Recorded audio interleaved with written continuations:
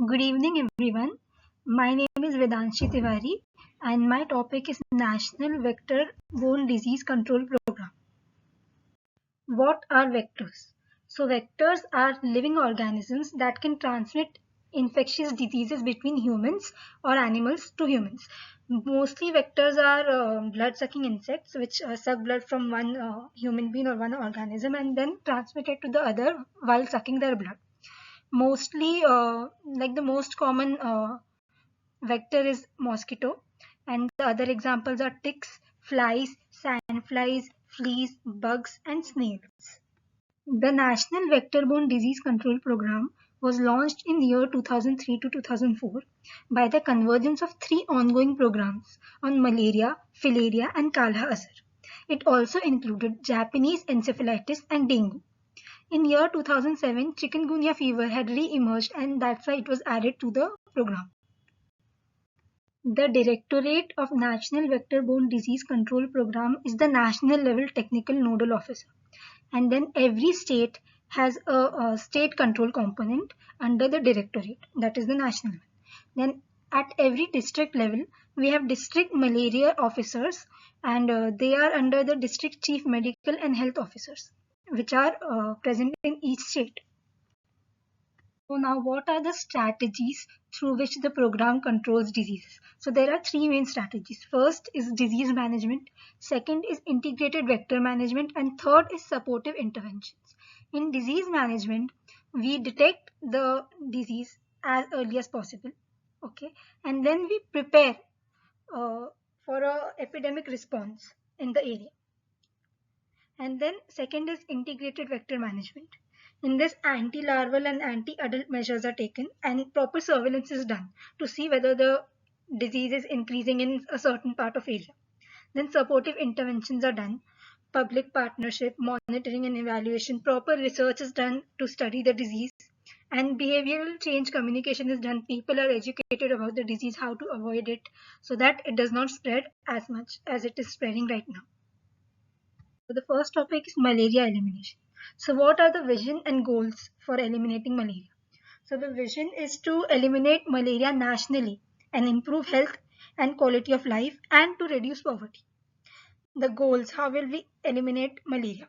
So that is like the goal is to eliminate malaria by the year 2030, and to maintain malaria free status in areas where the transmission has been interrupted and reintroduced.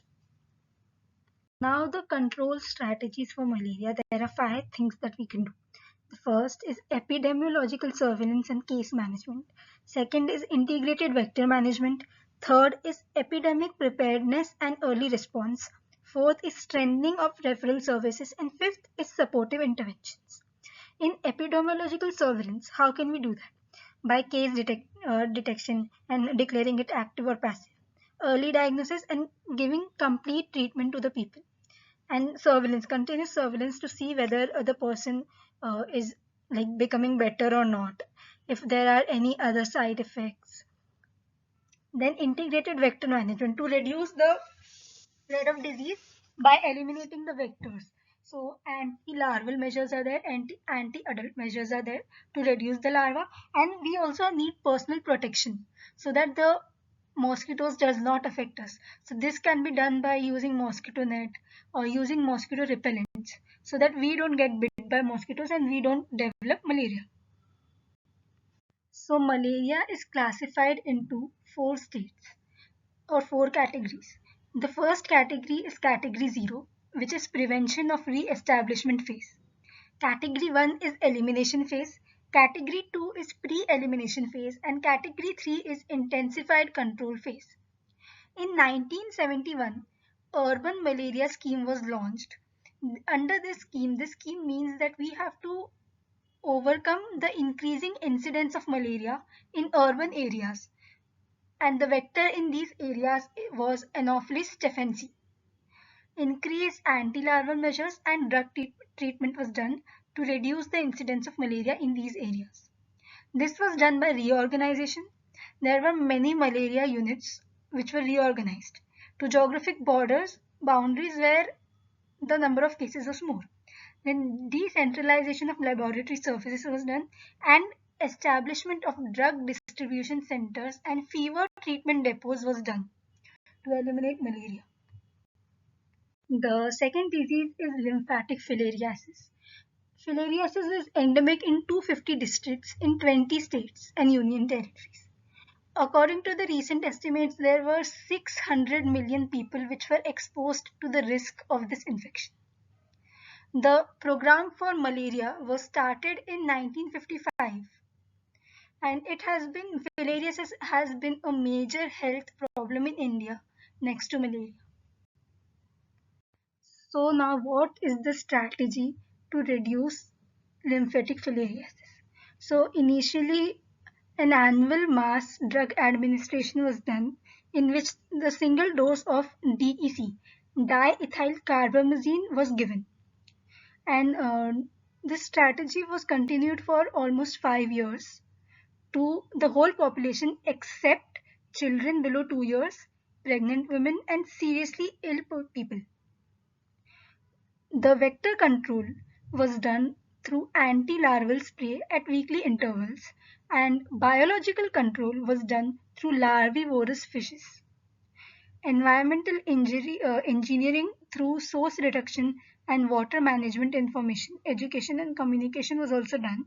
People were communicated about the disease, and they were instructed to maintain hygiene so as to reduce the chances of getting the disease. Now the third disease is dengue. Dengue was There was a major outbreak of dengue in Delhi in 1996, and since then many outbreaks in other parts of India has occurred. That's why this disease was included in the NVBDCP program. Mostly dengue is caused by type B flavivirus, and the serotypes are 1, 2, 3, and 4. It is transmitted through the Aedes aegypti mosquito, and the infection that dengue causes can be asymptomatic.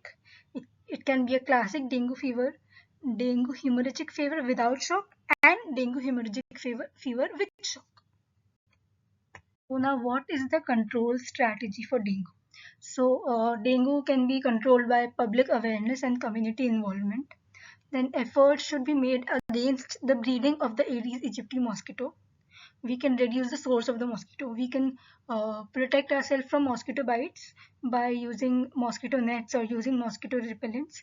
Then early diagnosis and prompt or complete treatment of the already existing cases of dengue can be done.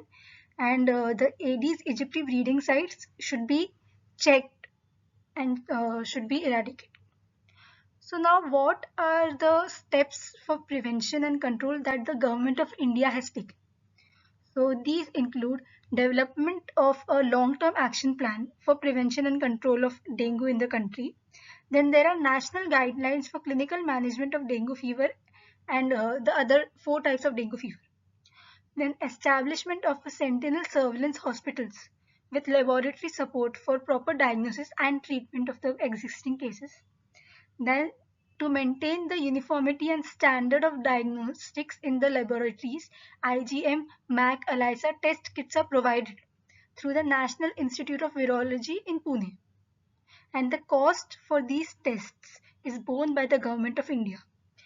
Diagnosis of dengue and chikungunya is provided free of cost to the whole community. Japanese encephalitis. So this is a zoonotic disease which is caused by B. arbovirus. It is transmitted by the bites of female mosquitoes, mainly Culex eniorhynchus, Culex vishnui, and Culex pseudovishnui groups.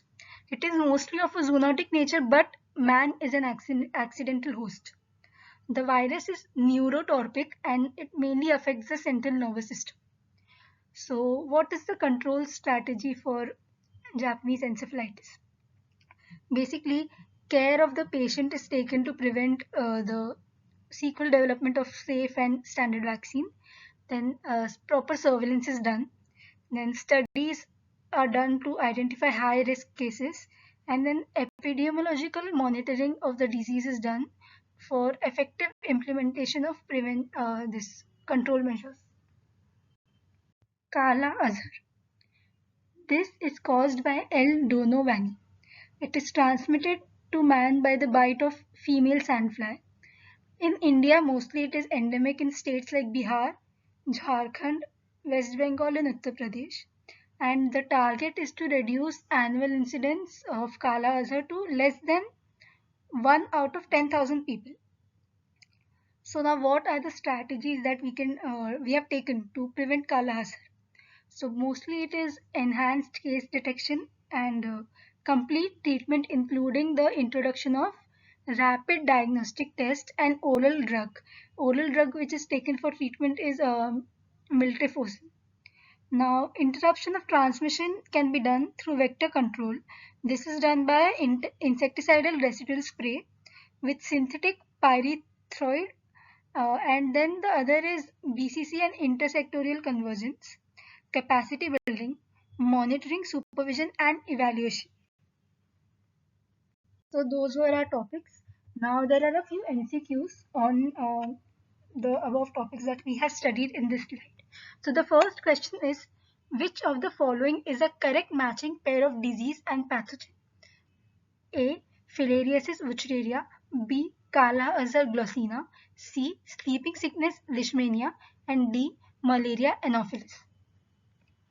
The second question is, which of the following is not a vector-borne disease? A. Yellow fever. B. Dengue fever. C. Viral fever. D. Malaria. Third question is, Kala Azhar is transmitted by what? A. Dragonfly. B. Housefly. C. Tsetse fly. And D. Sandfly. Fourth question. Which of the following is an incorrectly matched pair of a disease and its associated vector? A. Leishmaniasis Anopheles culifacius. B. Dengue fever Aedes aegypti. C. Filariasis Culex pipiens.